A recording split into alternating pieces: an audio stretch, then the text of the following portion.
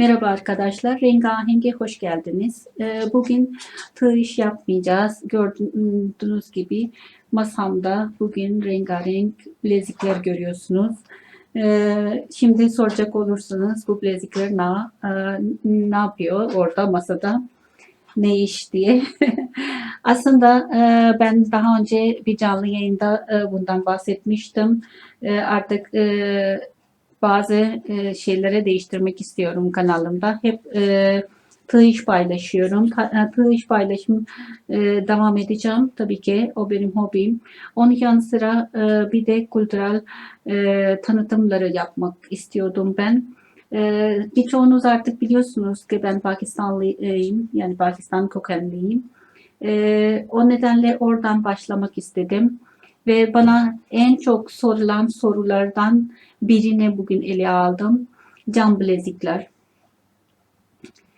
Cam bileziklerle ilgili bana çok soru soruluyor. Eskiden daha da çok soruluyordu. Şimdi biraz ben günlük hayatta biraz kullanmamaya başladım ve biraz da internet sayesinde birçok kişi artık daha çok çabuk bilgilere ulaşabiliyor. Kendi merakını oradan merak ettiği soruları cevap bulabiliyor. Daha önce eskiden öyle bir olanak olmadığı için çoğu sorular gördüğü kişilere soruluyordu. Ama halen soranlar var. O nedenle de bu paylaşım bence iyi olacak, güzel olacak o açısından. Bir de Güney Asya kültüründe çok önem taşıyan bir şeydir cam bilezikler. Güney Asya ülkelerin arasında belirgin ülkeler Pakistan, Bangladeş, Nepal, Hindistan. Bu ülkelerde cam bilezikleri çok önemli bir yerdir kültürel bakımdan.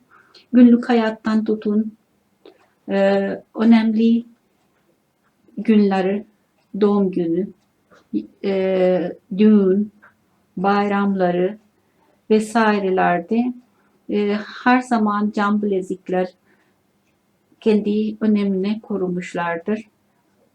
Her bölgeye ait cam bilezikleri farklıdır ve bileziklerin içinde de her bileziği turunu diyeyim kendine has bir anlatım var. İçinde hikayesi var ve kendi cam bilezikleri kendi desenler olsun, kendi yapısıyla olsun bir şey yansıtıyor, bir mesaj veriyor. Bunları hepsini videoda ilerleyen zamanlarda, dakikalarda konuşacağız. Birkaç önemli şeylere değinmek istiyorum. Hem bilezikleri yakından göstereceğim size.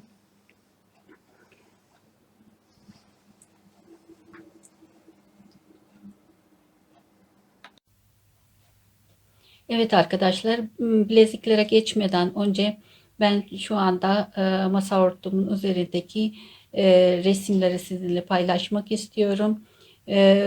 Bunun nedeni de Hindistan'da Türk saltanatına ait olması idi. Onu da sizinle paylaşmak istiyorum. Şu anda Şahjahan'ı görüyorsunuz. Burada yakınlaştırıp göstereyim. Şahjahanlı düğün eşi Mumtaz Mahal. Şahjahan soracak olursanız kim olduğunu, şu anda Hindistan'da Tac Mahal çok ünlüdür. Ünlü bir yapı. Tac Mahal bu padişah Şahjahan eşi Mumtaz Mahal'ını vefattan sonra onu anısı için yaptırıyor. O nedenle bunları sizinle de paylaşmak istedim. Ve sarayının değişik yaşam tarzları bu masa örtünün üzerinde yansıtılmıştır. Şurada bir filler görüyorsunuz. Bu savaştan bir kare. O dönemde filler üzerinde savaşa gidiliyor ve savaşa giderken esnasında yansıtabilecek bir kare yapılmış.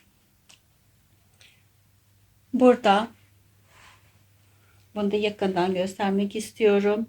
Saraydaki hanımları eğlence olarak aynadan ayıya bakıyorlar.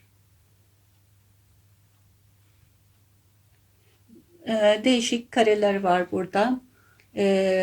Bir de son olarak sizinle paylaşmak istediğim Hindistan saltanatını, Türk saltanatını son padişah Bahadır Şah Zafer görüyorsunuz şu anda ekranda.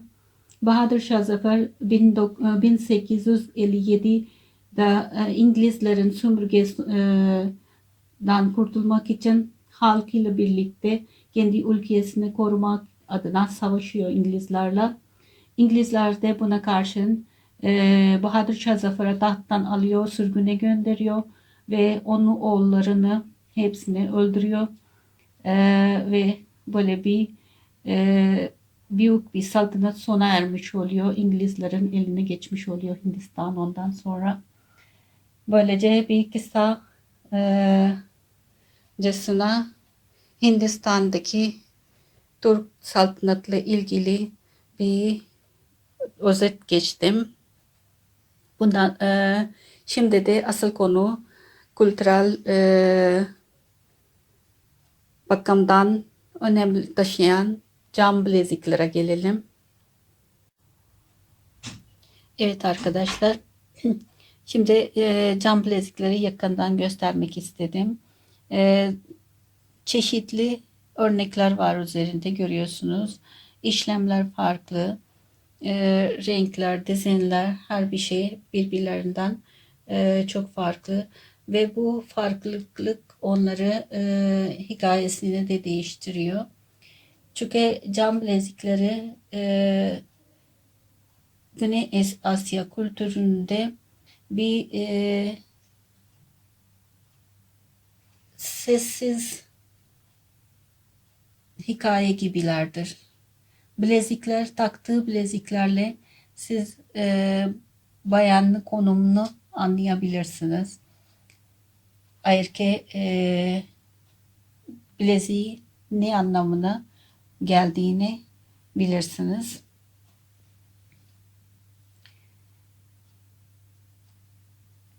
Mesela şuradan başlamak istiyorum. Şu cam bilezikleri, hepsi zaten cam bileziklerdi. Bu özel şuradaki gösterdiğim bilezikler düğünde geline takılan bileziklerdir. Şuradaki. Bir de şunu göstermek istiyorum. Şu. Aslında bu görmüş olduğunuz bilezikler şuradaki benim kendi düğünümde bana takılan cam bileziklerdi. Ama tabi bu hediye olarak takılmıyor arkadaşlar. Hani altın hediye götürüyoruz de onun yerine cam bilezikler mi takılıyor diye anlaşılmasın, öyle bir şey söz konusu değil. Altın bilezikler takılıyor zaten geline. Bir de altın bileziklerin yan sıra cam bilezikler takılıyor. Cam bilezikler, geline takılan cam bilezikler şöyle kırmızı olur genellikle ve bu klasik gelinlik cam bileziklerdir. Tabii bu 25 sene önceki cam bilezikler olunca bazılarının şey çıkmış ama çoğunluk buradakileri göstereyim çıkmamış. Zaten bunların özellik bu.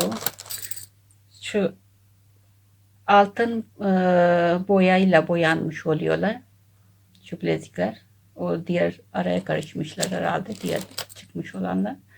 Bunlar bakın 25 sene önceki bilezikler ve hiçbir şekilde üzerindeki parlaklığını kaybetmemişler. Ve iç kısım baktığı zaman da cam, sade kırmızı bir cam. Ama bunun cam kalitesi ve diğer şu günlük kullandığı cam bileziklerin kalitesi biraz farklı oluyor. İşlem de yan yana koyduğu zaman farklı. Tabi bunlar su ile sabunla hiçbir şey olmuyor. Yıllardan beri duruyor bende de. Bunlar kullandıkça üzerindeki boya ve pırıltısı çıkıyor. Bir bayanlı kolunda şöyle kırmızı üzerinde pırıltılı olan şöyle kırmızı tarzdaki bu bileziklerde biraz daha renk farklı ama aynı tarz. Şu tarzdaki bilezikler varsa anlayın ki o evlidir ve yeni evlenmiştir. Bu şey gibi hani alyans takıyoruz ya, onların yeri çok bambaşkadır, çok ayrıdır ve hiçbir zaman modası geçmeyen bir şeydir. Süs, aksesuar diyeyim, bilezikler. Şimdi bana sorulan ve çok merak edilen bir şey vardı. Cam bilezikler kırılmıyor mu diye. Onu da cevaplamak istiyorum. Evet, cam bilezikler kırılıyor. Evet, cam bilezikler de kırılıyor. Takarken de kırılabiliyor. Eğer dikkatli takmaya bilmiyorsanız eğer, o zaman acemilikte de kırılabilir ve yaralanabilir elleri. O nedenle cam bileziğini takmaya bileceksiniz öncelikle. Onu öğreneceksiniz. Çünkü o çok önemli. Eğer kendi elinize göre, çünkü bunların da değişik ölçüleri var. Büyüklü, küçüklü. Sizin bedeninize göre ayarları var. Bakın bu benim bana uygun olan. Bir de daha küçükleri var, daha büyükleri var. Çok farklı bedenlere göre değişiyor. Santim ölçüyle yapılıyor. Yarım santim ölçüyle büyüyor ya da küçülüyor. Mesela 2 santim, 2 çeyrek santim, 2 yani yarım yarım santimle devam ediyor ölçüleri. Şöyle diyeyim. Ve çok bol taktığı zaman evet takması kolay oluyor. Ama bileğinizde çok birbirlerine çarptığı zaman onlar daha çabuk kırılıyor. O nedenle tam bileğe uygun olan bilezikler daha makbuldur. Daha iyi olarak görülüyor. Öyle kullanılıyor.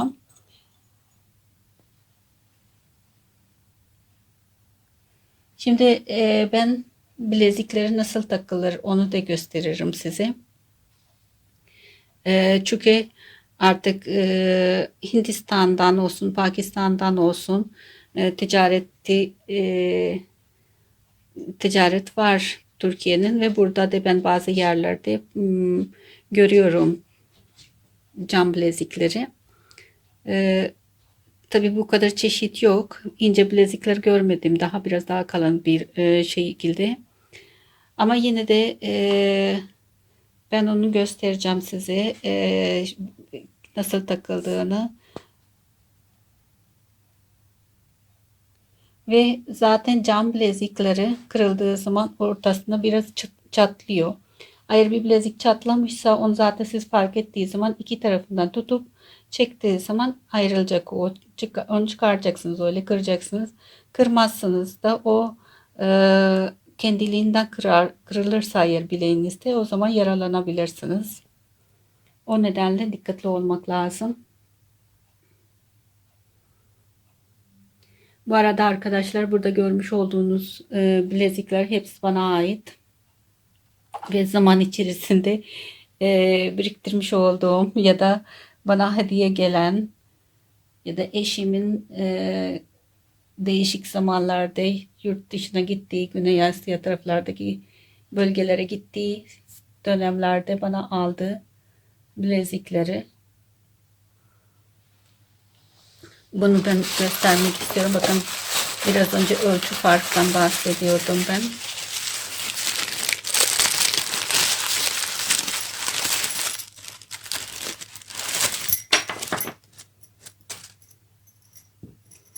Bunlar daha bakın şöyle baktığı zaman daha küçük bilezikleri. Çocuk bilezikleri arasında büyük ihtimalle kızım küçükken onu alınmış ve o takmadığı için de duruyor kutuda. Tabii artık büyüdü o. Şöyle küçük bebeklere bile takıyorlar orada. Şurada tabi cam bileziklerin yanı sıra şöyle bileklikler falan de takıyorlar. Revaçta orada. Bu da bir hediye gelmişti bana. Şunu özelliği şu ortadaki taşı değişiyor olması. Bununla birlikte gelen farklı böyle taşları vardı, uç renk. Ortadaki taşı değiştirilebiliyor. Böyle bir şey yapmışlar. Tabii ben hiç kullanmadım onu. Duruyor. Ben aslında çok fazla takı kullanmıyorum arkadaşlar. Ama almaya seviyorum. Biriktirmeye seviyorum. Şöyle değişik işlemler. Yine burada değişik işlemler var. Üzerinde boncuk işlenmiş arkadaşlar. Bunun üzerine taş var. Taş ile boncuk işlenmiş. Şurada da inciler süslemişler.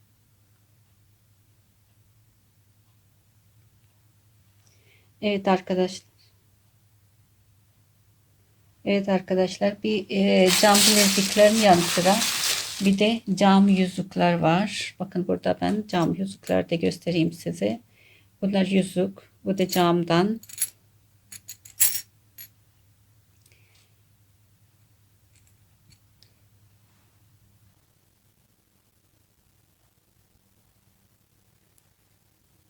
Evet arkadaşlar, şimdi de cam bilezikler nasıl takılıyor? O soruya gelmek istiyorum.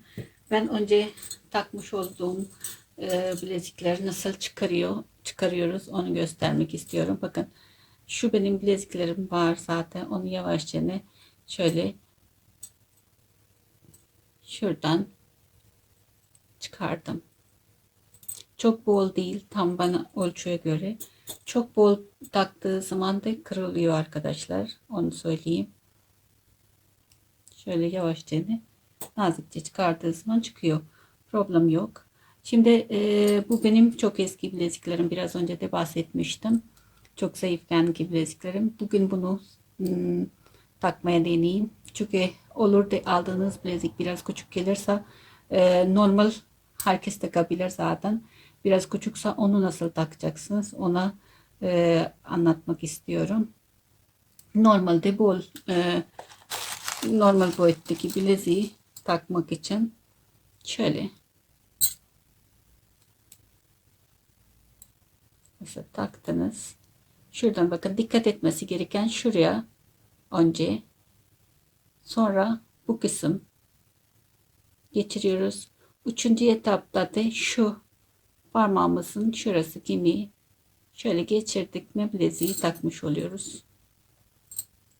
Çıkarmak için de aynı şekilde şuradan iterek ve şuradan yaptığı zaman çıkmış oluyor.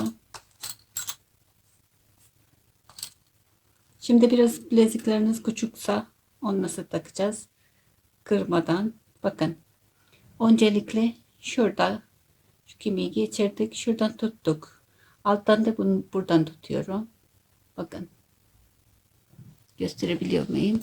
Şöyle göstereyim. Bakın şöyle yaptığı zaman şöyle şuradaki daha iyi göstermek adına şöyle yapayım. Bakın şu kemiğimizi önce şöyle çıkaracağız. Şuradan bastırarak bakın şuradan şöyle yaptığı zaman bakın bundan sonrası kolay. Şuradan geçtikten sonrası kolay zaten. Şöyle takmış oluyoruz. Bakın tam bileğe göre ölçü. Çok bol olursa çok böyle şıngırdatıyor. Ses çok yapıyor. Bir de birbirlerini çarparak kırıyorlar birbirini. Bir de biraz önce bahsetmiştim. Kırılmış bilezik. Bakın şu cam bilezik böyle kırılıyor normalde. Sadece bağlantı yerden biraz ayrılıyor. Onu eğer ki öyle bir bilezik takıyorsanız şu iki tarafından tutacaksınız. Şöyle yaptığı zaman bakın ikiye bölündü. ikiye bölerek çıkaracaksınız. Kırılmış bir bileziği sakın elinden çıkarmaya, şuradan çıkaralım diye uğraşmayın. Bu arada şuralarda bir yerde gelip o mutlaka elini keser. O nedenle birlikteyken iki taraftan tutup böyle ayırdığı zaman kırılıyor. Zaten bunda o çöp oluyor zaten. Çöpe gidiyor. Böylece cam bilezik nasıl takılır sorusuna cevaplamış oldum göstererek. Kırılmış cam bileziği nasıl çıkarılır? Çıkarılmıyor. Kırılıyor zaten. Kırıyoruz onu. İki parçaya ayırıyoruz. Ve tamam, artık konu iş bitmiş oluyor. Cam bileziklerle ilgili çok konuşabilirim aslında. Ama bence çok sıkmayayım size. Bu kadar yeter diyorum. Bir dahaki videoda inşallah başka bir geleneğiyle birlikte ya da aynı şekilde Güney Asya'da kullanılan değişik takı tür olabilir, çeşitler olabilir. Çünkü Türkiye'den çok farklı takı çeşitlerimiz var. Hala Türkiye'de kullanılmayan ve geleneksel takılarımız var. Hala orada düğünlerde de olsa kullanılıyor. Onlara değineceğiz. Bir de cam bileziklerle çok önemli bir detay unutmuşum anlatmaya. Onu da söylemeden kapatmak istemiyorum. Onu da söyleyeyim. Bir gelin, mesela nişanlısınız eğer ki, erkek taraf bohça götürüyor. O bohçanın içerisinde mutlaka cam bilezik oluyor. Cam bileziksiz bohça olmaz. Bu ne zamana kadar devam ediyor? Nişanlı kaldığı sürece her bayramda, Kurban Bayramı olsun, Şeker Bayramı olsun, her bayramda geline bir bohça gidiyor ve o bohçanın içinde en önemli şeylerden biri de cam bilezikleri, kıyafeti ve ayakkabı oluyor. Bunlar önemli temel eşyalar. Ama bu sadece evlendiğiniz kadar devam ediyor. Evlendikten sonraki durum tamamen değişiyor. Gelin kız yani kendi evine gidiyor, evleniyor. Bu sefer de kendi ailesi, kızının kendi ailesi, baba tarafı yani her bayramda ve önemli günlerde kıza bir bohça götürüyorlar kendi kızına.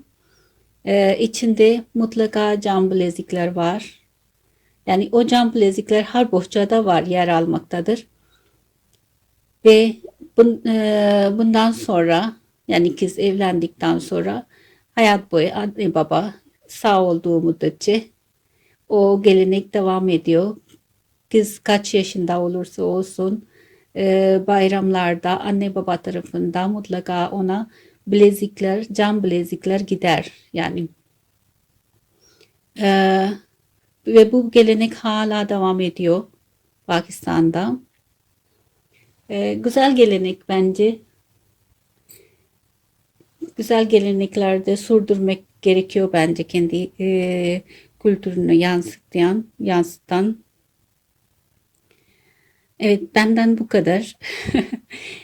Cam bileziklerle ilgili olsun, Pakistan kültürle ilgili olsun, Güney Asya kültürle ilgili olsun, bir soru aklınıza gelirse ya da bir fikir aklınıza gelirse bana iletebilirsiniz, yorumlarda yazabilirsiniz. Bu benim ilk deneyimdi, böyle bir çekim yapmak. Ne kadar başarılı oldum bilemiyorum. Ama aklımdaki yansıtabilmiş miyim? Onu da tam olarak hayır. Çünkü olanaklar bu kadar. Ancak bu kadarını yapabildim.